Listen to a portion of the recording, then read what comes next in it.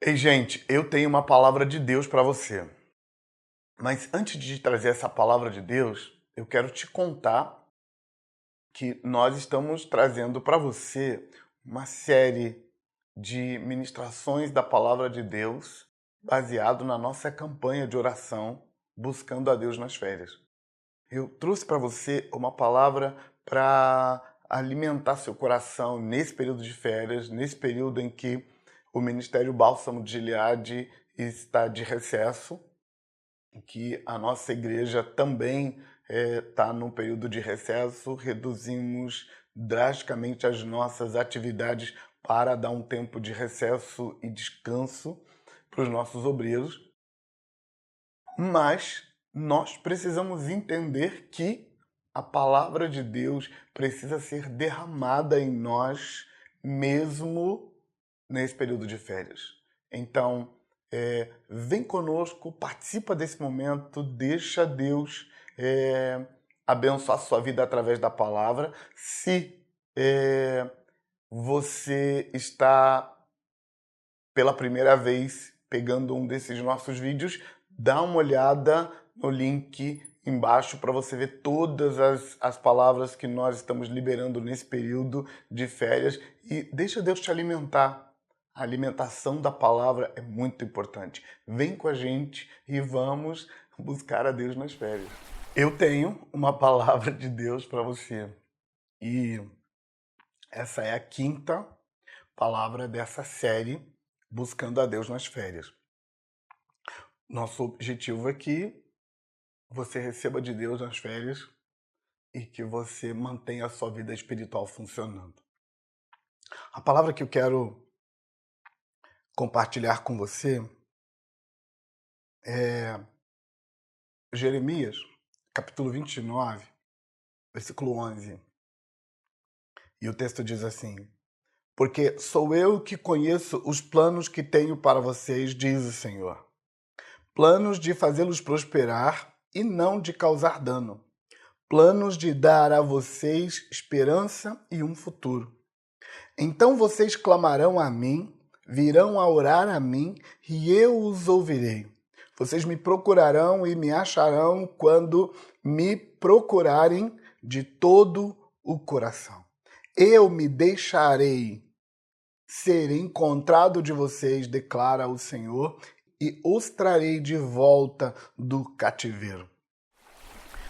Eu quero liberar esse texto para você por causa do contraste entre o versículo 11 e o versículo 12, principalmente por causa desse contraste. No versículo 11, ele diz: Eu é que conheço os planos que tenho para vocês. São planos bons. E aí no versículo 12, ele diz: Então vocês clamarão a mim. Virão a orar a mim e eu vos ouvirei. O contraste entre o versículo 11 e o versículo 12 é o contraste entre o plano e a execução do plano. Mas antes de falar sobre o contraste entre o plano e a execução do plano, me deixe te dar o pano de fundo desse texto.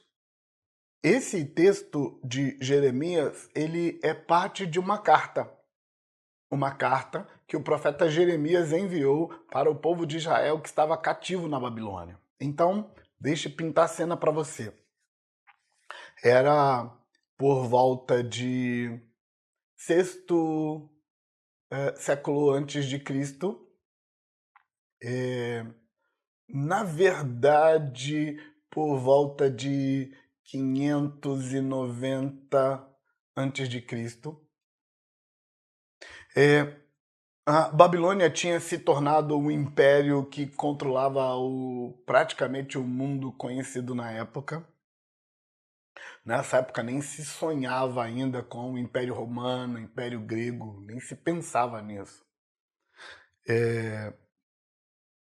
Roma ainda estava saindo das fraldas do Rômulo e Reno, e a Grécia ainda ficava restrita na ilha grega.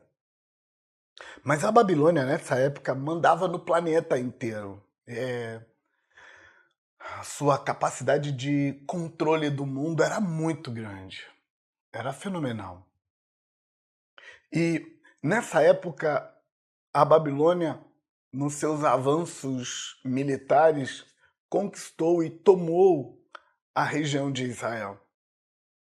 E os profetas, especialmente o profeta Isaías, profeta Jeremias, profeta Ezequiel, deixam claro que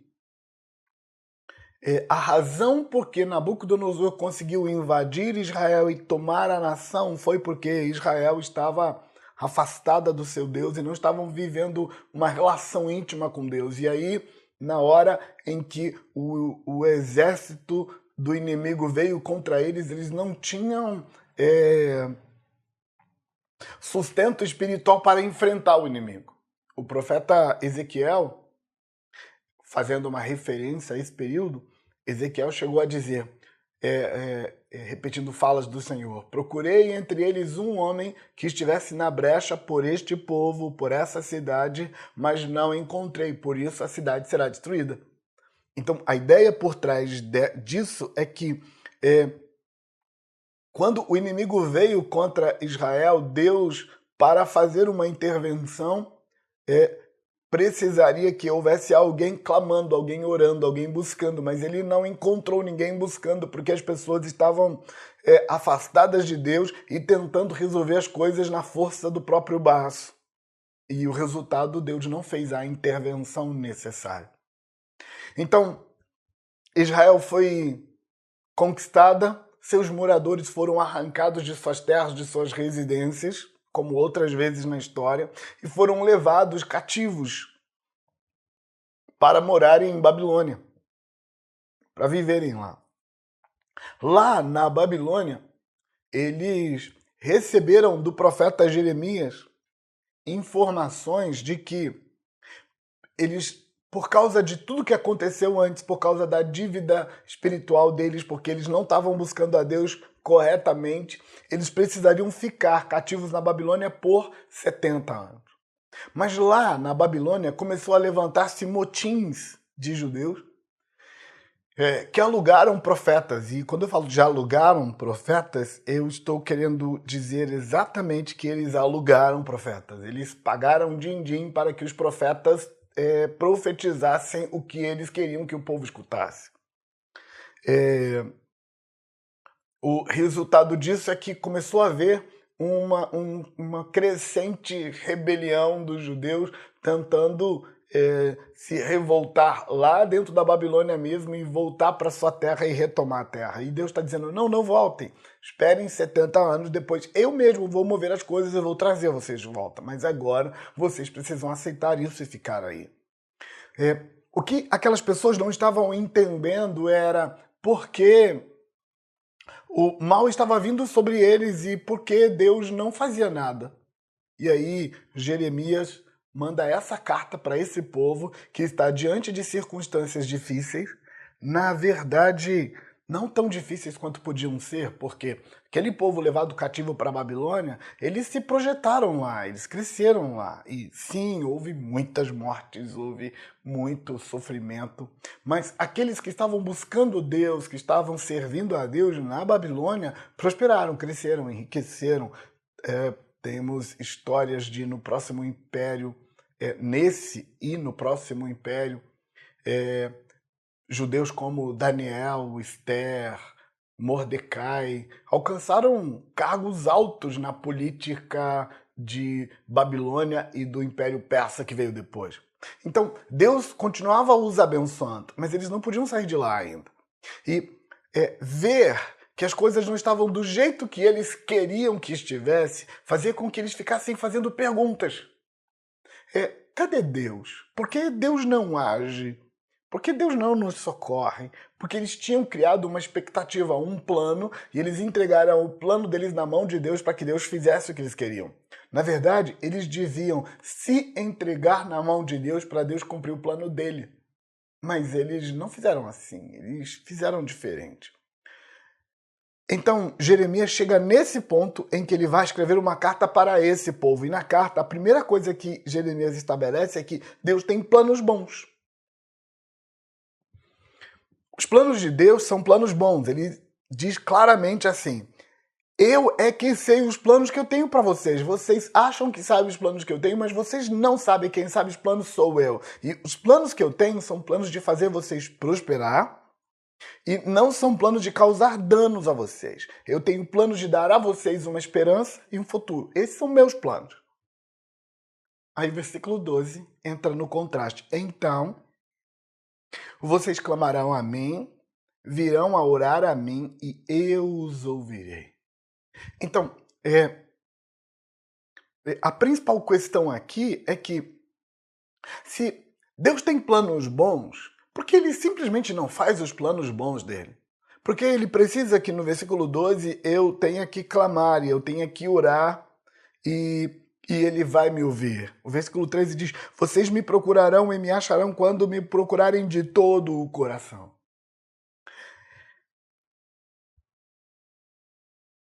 Esse antagonismo preenche as mentes ocidentais com muito mais força do que preenchia a mente daquele povo. Essa mentalidade de, se Deus quer meu bem, por que eu preciso orar?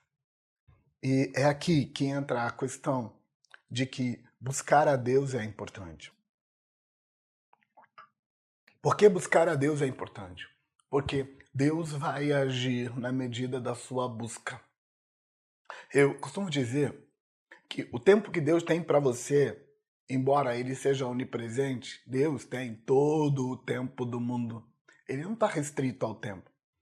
Ele nunca está ocupado. Não ocupado para você. Embora ele sempre esteja ocupado, para você ele está sempre disponível porque ele é onipresente. Mas, embora Deus seja onipresente, o tempo que Deus tem para você é o tempo que você separou para estar com Ele, porque quando você separa tempo para estar com Deus, Deus estará com você. E se você não separar tempo para estar com Deus, Ele não estará com você. E a questão aqui é que se você buscar a Deus, Deus vai fazer intervenções e cumprir o plano bondoso e maravilhoso que Ele tem para a sua vida.